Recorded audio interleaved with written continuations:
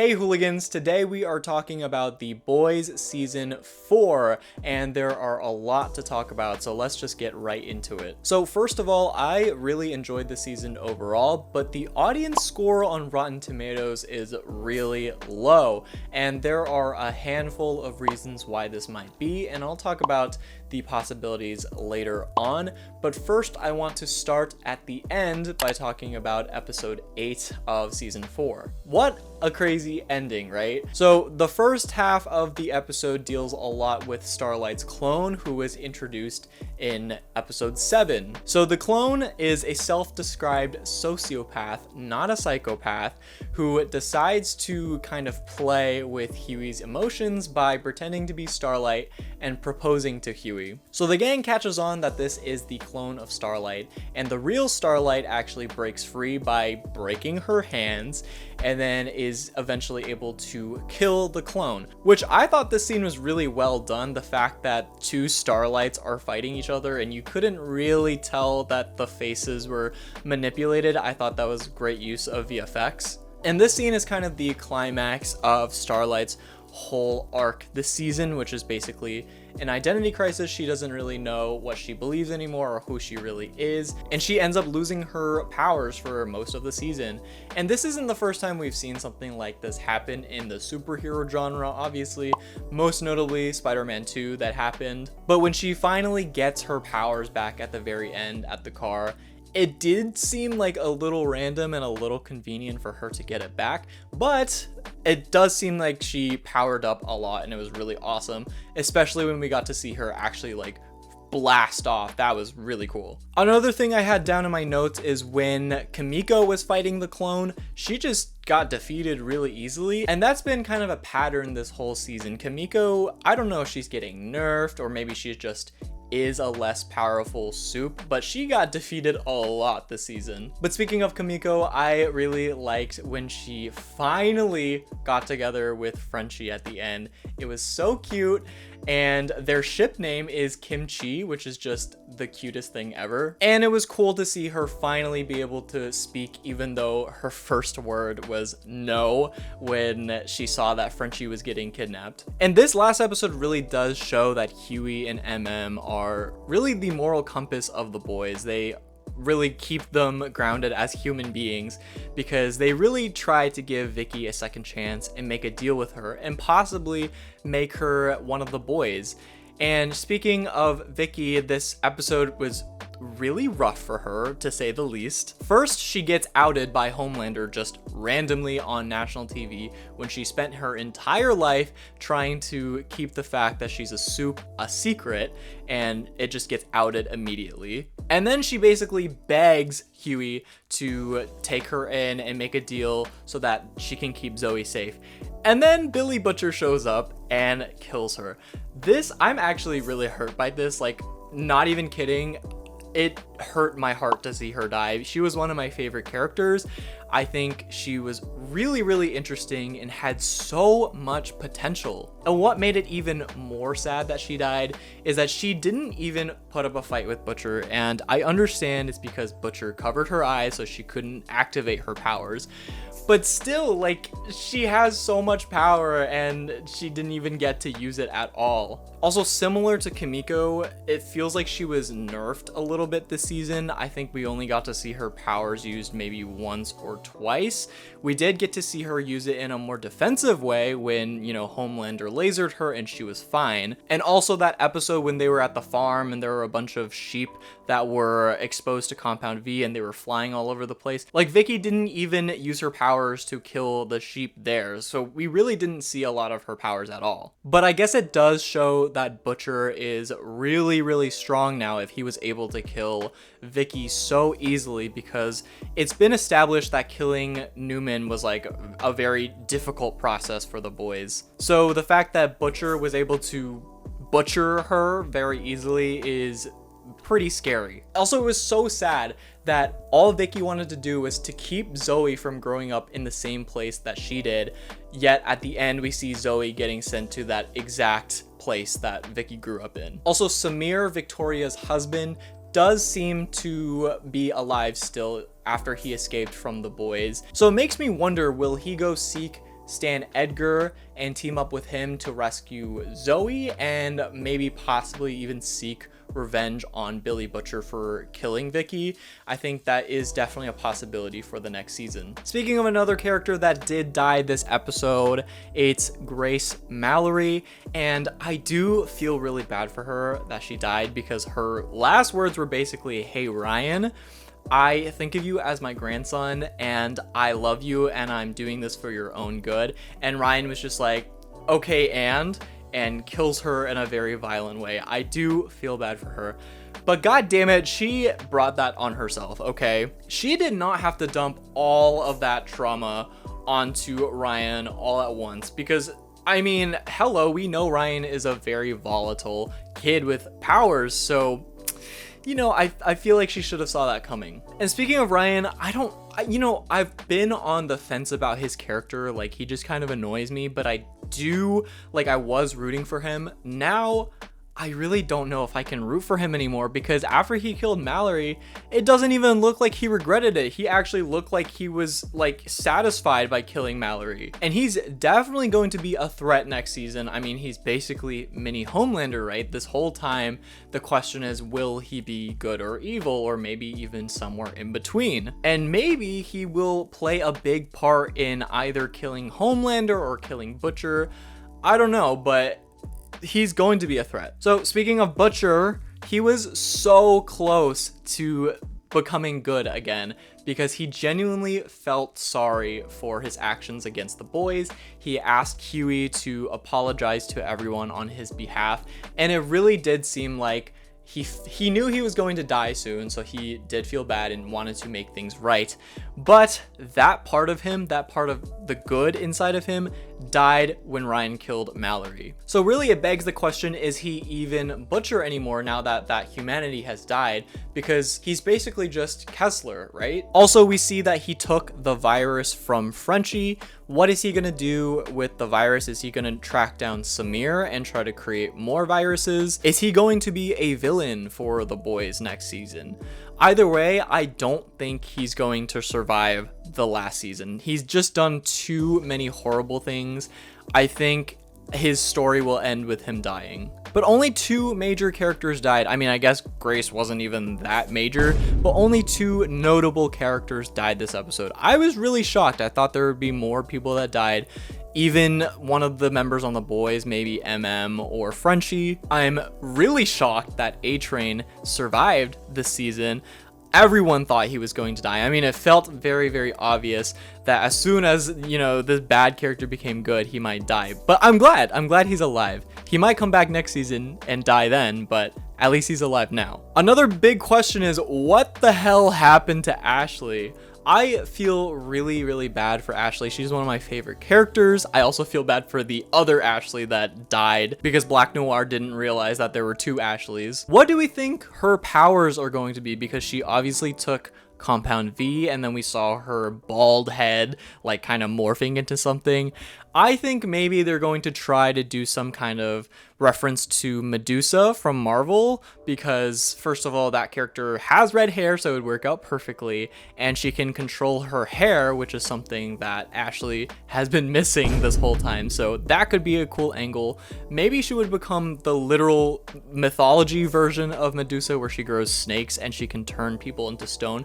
That would be an awesome power. I really, really want Ashley to survive, not because she's a good person, but I just really like her. But she might become a big problem for the boys. Maybe she'll be an agent of her own chaos, and she might go after Homelander as well. But either way, I hope she survives, and it'd be cool to actually see her become a hero maybe, but I don't really think that's in the cards for her. Another really great character that was introduced this season is Sage. Her plans all worked out, and it seems like season 5 will be her next phases of her plan, which it makes us wonder, what will it be? I'm still convinced that she's not 100% loyal to Homelander. She just wants Homelander to believe that, because she just seems like one of those truly chaotic people that has no alliances with anybody, has no loyalty to anybody but herself. So I wonder if she also is playing Homelander. We also saw that the Deep killed one of the writers in Vought, and he still deeply craves respect. And I didn't like to see him kill people because I just want to think of him as this goofy, silly himbo on the Seven. But I forget that he is actually like super evil. And you know what? Maybe he's going to have a bigger role next season because the Seven is dwindling down. There's only like 3 or 4 of them left. And now that he's killed his octopus lover, who was voiced by Tilda Swinton, which was hilarious, he has no more distractions, you know? So maybe now he can fully commit to what Homelander is telling him to do. I also think him and Black Noir make a great comedic duo.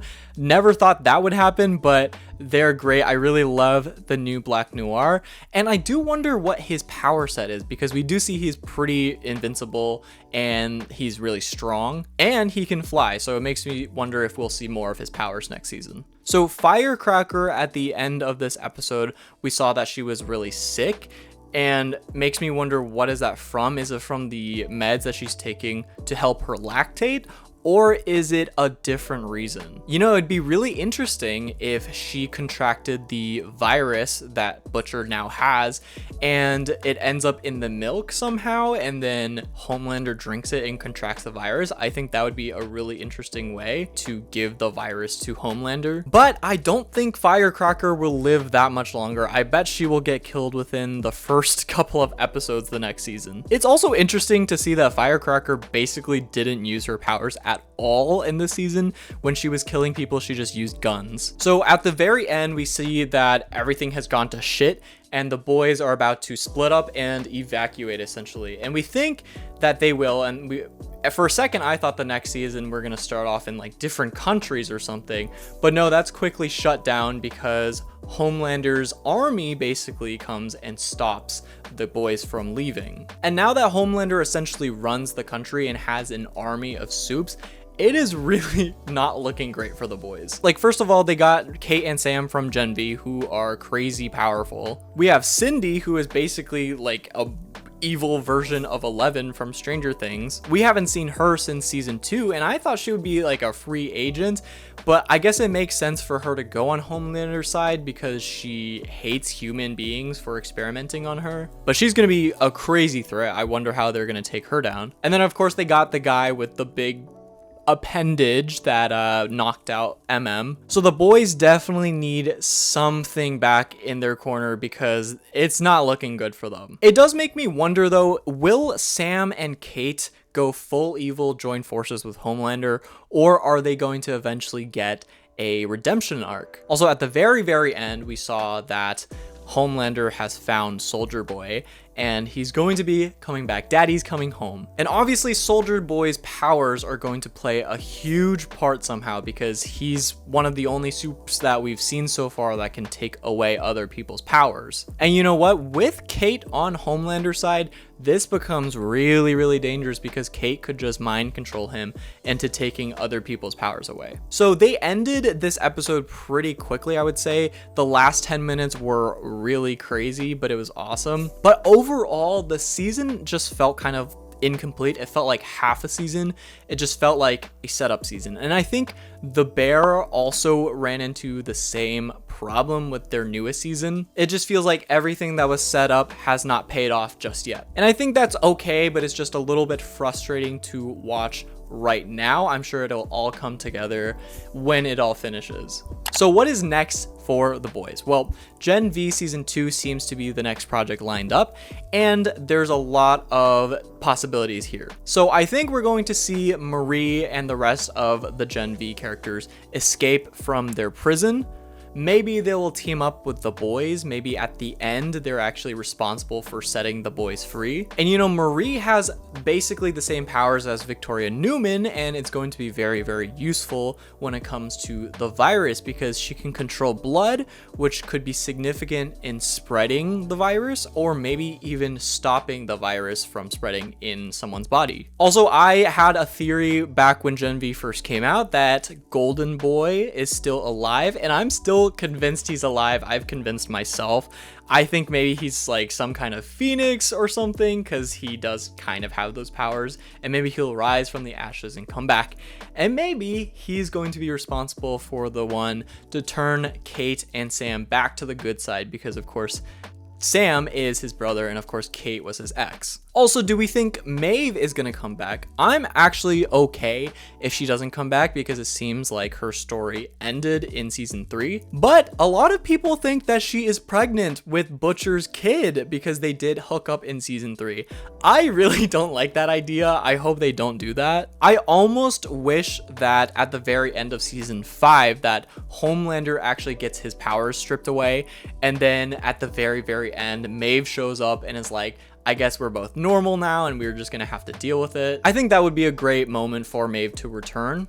I also think A-Train will 100% come back. I mean, his story is not over, but I think it will be dangerous for him to come back because he'll more than likely die. But it'll be so cool to see him fight against Homelander. And before I talk about the rest of the season and what I thought about it, if you guys have made it this far already, make sure you like and subscribe, because I will very much appreciate that. So why is the audience score so low? Well, I think there are a couple of reasons. So first of all, this season the politics were very bold this season, and it's always made fun of politics. It's never strayed away from that. However, this season's plot was kind of about politics, like it revolved around it. And not only is it bold, but it is flat out explicit. They actually mention real life politicians like AOC, while I believe before they would just make references to different people. Also, obviously the last episode is about, you know, an unaliving attempt of the president of the United States, which is very, you know, relevant to what's going on. So I think because of the heavy focus on politics, it might be rubbing people the wrong way finally, and they might just not enjoy that. Another reason why I think many people might find this season worse than usual is because there's a lot of side quests in the beginning, and it starts off very slow. And by side quests, I mean just like there were some random episodes, like there was the Firecrackers conservative convention thing where there was the multiplying guy. There was also the Vought on Ice episode. There was also the farm where there were flying sheep. Like, yes, there were plot elements in the episode that does tie into the overall story, but most of the episode just felt a little bit like filler. I was still entertained. I didn't really care. I'm just saying that it did feel more side questy than usual. Also, some of the characters specifically experienced like a side quest type of plot. For example, Frenchie and Kimiko's stories were really weak. I think they literally didn't know what to do with them for most of the season until the end. Kimiko had someone from her past appear, and then that was like resolved in a few episodes, and it didn't really go anywhere. In the very beginning of the season, we're introduced to Colin, who is Frenchie's boyfriend slash situationship slash friends with benefits. I don't even know. That felt really random. I was like, why is he getting with this guy? That's another thing. I think a lot of people might be offended by the fact that Frenchie has a boyfriend, which, you know, I didn't think was weird, but I just thought the character of Colin was just really randomly introduced. But, you know, I'm sure that plays into a part of people review bombing the season because they're like, oh, this show has gone woke, Frenchie's gay. But yeah, I am definitely a Kimchi supporter, and I will support that ship until the day I die. Starlight also had an interesting arc this season. The first half was about her against Firecracker and how she was this mean girl in the very beginning stages of her career. And Starlight made some really poor decisions this season, like attacking Firecracker on national TV when she's supposed to symbolize this entire political movement or the side of a political movement. And so this was the lowest point for her. But Starlight also didn't get too much to do throughout the season. Huey also had an interesting side quest in the beginning of the season dealing with his dad. It was really sad to see his dad die like that and like not peacefully. I thought that was really fucked up. And you know, Huey had a lot of traumatic experiences this season, including, you know, the Tech Knight's house and the BDSM room where a lot of bad things were gonna happen to him, to say it lightly. Also, I found it funny that when Huey's mom appeared, everyone thought there was something wrong with her, or she was like a figment of his imagination, or that she was working for Vought or something. But then it just turned out it was actually his mom being kind of weird. Actually didn't have too many side quests. I think he was definitely focused on the mission. He was the adult of the group. He always is the adult of the group. And it was interesting to see him finally have this moment where he questions, is it even worth it what I'm doing? Like, what if I just leave and be happy with my family? But he actually has a sense of duty and decides to stay to help the boys. And you know, is really the closest thing to a real hero that this show gets. Butcher also had an interesting arc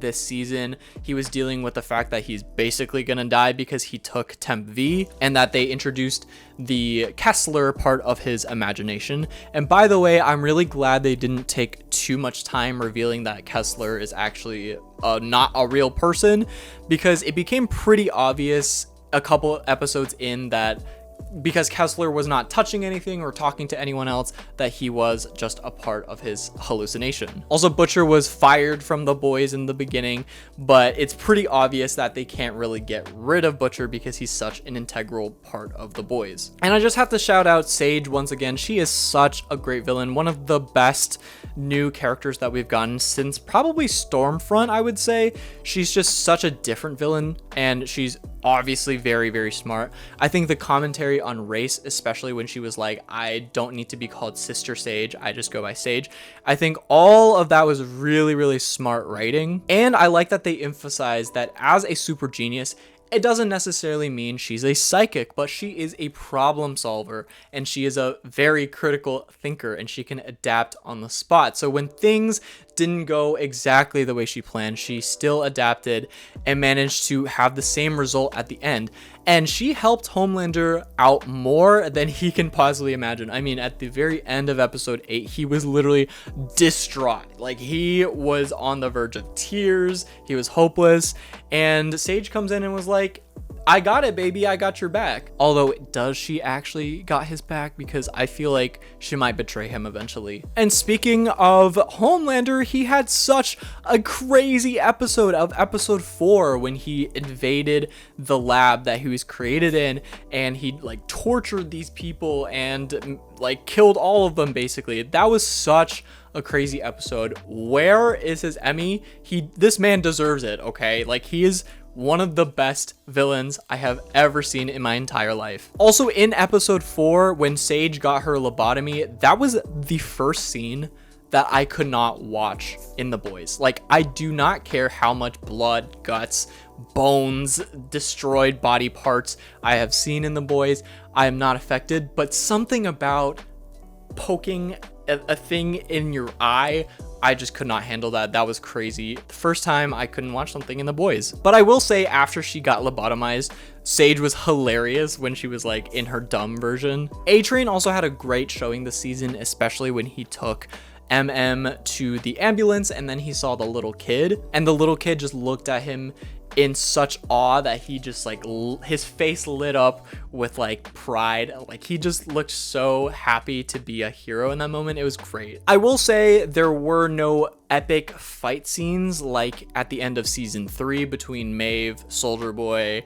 and Homelander, or even season 2 when Stormfront was fighting everyone, unless you count the scene where Black Noir and the Deep go face to face with the boys. But other than that, there's not really any big fight scenes with anyone. There's just a lot of smaller action scenes throughout the season. And there was a lot of espionage this season compared to what we've seen before. And you know what? We did see some of the most effed up moments so far, so I'm not really complaining that there is not an epic fight scene. So I do agree that it did feel a little weaker than the previous few seasons because it does feel unfinished, but I am thoroughly entertained. I think this is truly one of the smartest, most topical shows on TV right now.